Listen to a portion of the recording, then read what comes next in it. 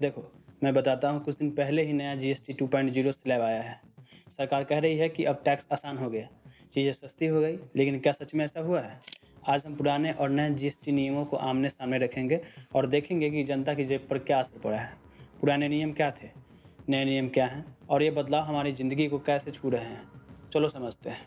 सबसे पहले देखते हैं स्लैब रेट्स में बड़ा बदलाव। सबसे पहला और बड़ा बदलाव आया है स्लैब रेट्स में। 0%, 5%, 12%, 18% और 28% के स्लैब्स थे। अब जीएसटी 2.0 का फोकस है सिस्टम को आसान और साफ बनाना। इसका मतलब हुआ डेली यूजेज की कई चीज़ें, पैकेज्ड आटा, दही, पनीर जैसे 12% या 18% में थी, अब सीधे 5% स्लैब में आ गई हैं। अब छोटे इलेक्ट्रॉनिक्स की बात करें, जैसे कंप्यूटर मॉनिटर या छोटे अप्लायंसेस, पहले ये 28% स्लैब में आते थे, अब इन्हें सीधे 18% में शिफ्ट कर दिया गया है। प्रीमियम कारें और तंबाकू पर कंपनसेशन सेस अभी भी लगता है, जिससे उनकी प्रभावी दर 40% से भी ऊपर जा सकती है। अब बात करते हैं सीधे हमारी जेब की, हमारी कमाई, खर्च और वो सारे लोन्स, ईएमआईज जो हर महीने हमारे जेब से निकलते हैं।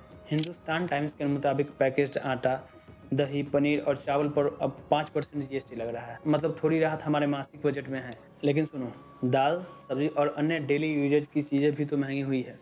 मतलब टैक्स कम हुआ पर महंगाई ने वो फ़ायदा खा लिया। तो असल में हमारी जेब पर बोझ अभी भी है।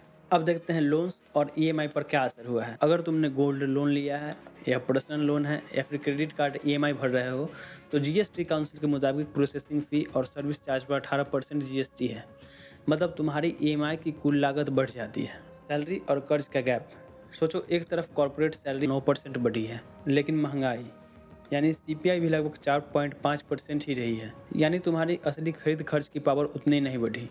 इस गैप को भरने के लिए लोग धड़ाधड़ पर्सनल लोन या गोल्ड लोन ले रहे हैं, जिसकी वजह से हाउस होल्ड डेट 2015 में जीडीपी के 35% से बढ़कर 2024 में 41.9% हो गया। तो साफ साफ कहें, तुम्हारी सैलरी हाइक और जीएसटी 2.0 के फायदे का असली असर काफ़ी लिमिटेड है। अब सवाल उन लोगों से जो ये नीतियाँ बनाते हैं। पैकेज दही पर 5% जीएसटी, क्या वाकई ये सही फैसला था?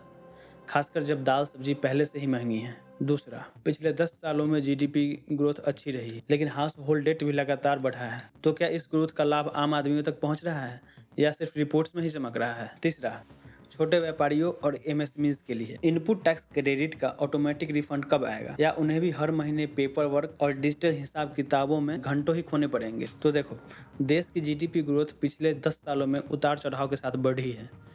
जैसे 2023 में 7.8% और 2024 में लगभग 6.5% के पास रही है। लेकिन ग्रोथ रिपोर्ट्स में ही चमक रही है, फ़ायदा तुम्हारे जेब तक पहुंचना अभी भी बाकी है।